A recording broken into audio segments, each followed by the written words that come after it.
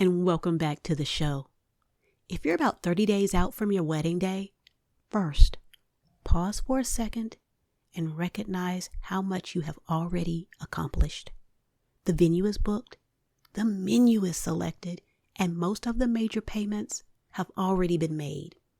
But this stage of planning is where I start seeing most couples lose money in small ways that add up quickly. Stress kicks in, deadlines start stacking up, and suddenly little expenses begin slipping through the cracks. So today, I want to walk you through 3 things couples commonly overlook during the final month before the wedding. These are the items I would move straight to the top of your priority list if avoiding unnecessary last-minute spending matters to you. Let's start with guest count, because this one can get expensive very fast. Around the 30-day mark, your venue and your caterer are going to ask you for your final head count. Once that number is submitted, you are usually locked into paying for it. If you confirm 150 guests and several people cancel the day before the wedding, you are still paying for those meals. One of the biggest mistakes I see is couples submitting an estimate while they're still waiting on RSVPs. Do not let missing responses linger. Follow up early. Text people. Call people. Politely track them down so you can finalize your numbers confidently. And while we're talking about meals, let's discuss vendor meals for a second, because this matters more than people realize. Your photographer, videographer, DJ, your planner, and entertainment team are working long hours during your wedding. Ask your caterer to provide them with a hot meal. It doesn't have to be the exact same entree your guests are eating, but it should still be an actual meal. Trust me, when I say vendors remember when they are handed a cold sandwich after working a 10-hour working day, I was once given a peanut butter sandwich at a wedding, and to this day, I still remember it. Feed your vendors well. They are helping to carry your wedding day across the finish line. Also, make sure those meals are clearly listed as vendor meals and not accidentally included in your guest count. Most venues offer a reduced vendor meal rate, and that simple clarification can save you hundreds of dollars. Now, let's talk about last-minute shopping. This is usually the point where second guessing starts creeping in. Couples suddenly convince themselves they need extra decor, upgraded details, custom neon signs, and additional printed pieces.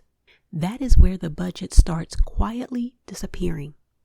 Before you purchase anything else, hear me now, before you purchase anything else, review the items you already have planned for your wedding day. Look at your signage.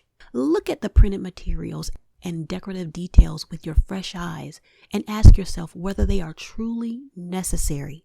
For example, if programs are important to you, consider simplifying them rather than printing one for every single guest. Most attendees glance at programs once and leave them on their chair afterwards. Simplifying does not make your wedding look less thoughtful. In most cases, it actually makes the event feel cleaner and more intentional. Now let's talk about vendor gratuities, because this is another area that surprises people late in the game. Tipping can become a major final expense if you have not planned for it ahead of time. Pull out your vendor contracts this week and actually read through the gratuity section. Yes, there is a gratuity section. Many catering companies, bartending services, and transportation providers already include service fees or gratuities in the contract total. You may not need to add another large tip on top of that unless someone truly went above and beyond. For independently owned businesses like a photographer or a cake designer who sets their own pricing, tipping is often optional. Instead, focus cash tips on assistants, delivery drivers, banquet staff, hair and makeup artists, and support teams working behind the scenes throughout the day. And please do not wait until the wedding morning to organize all of this. Prepare the envelopes ahead of time, label them clearly, and hand them to your planner or a trusted family member so everything is handled smoothly and intentionally. One more thing I want you to think about right now: your end of night logistics plan. Decide in advance who is responsible for packing up gifts, personal decor, leftover alcohol, signage, and any items that need to leave the venue at the end of the night. If cleanup runs late, many venues charge overtime fees in 30-minute increments, and those charges can add up fast. So here is your action plan for this week. 1. Finalize your guest count. 2. Review your vendor meal arrangements. 3. Double-check gratuities in your contracts. And 4. Create a clear pack-up and cleanup plan before wedding weekend arrives. There are definitely other important details to think about during the final month of planning. But if you handle these items first, you will avoid some of the most common last-minute budget mistakes couples make. Your guests are going to remember how your wedding felt far more than whether every chair had a program sitting on it. Keep it intentional, stay focused on what actually matters, and protect your budget during this final stretch. Thanks for listening.